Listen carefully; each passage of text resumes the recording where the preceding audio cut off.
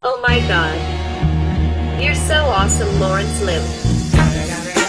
It's Lawrence Lim with the W.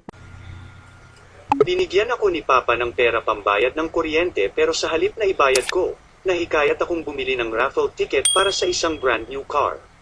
Umuwi ako at sinabi kay Papa ang nangyari kaya binugbog niya ako. Kinabukasan paggising ni Papa at nung binuksan niya ang pinto, laking gulat niya na may nakaparadang isang brand new car sa labas namin. Lahat kami ay nag-iyakan dahil ang kotseng iyon ay sasakyan ng Meralco para putulan kami ng kuryente. Kaya ayon binugbog ako ulit ni Papa. May isang manok na ubod ng libog. Sa bukid, lahat tinitira niya.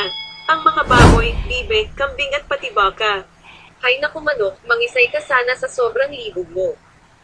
Isang araw, nakita ng mga hayop ang manok na nakahandusay sa lupa at nangingisay.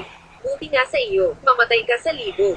Mga siraulo, antayin niyo ako. Pagkatapos ko dito sa langgam yari kayo. Apple ka.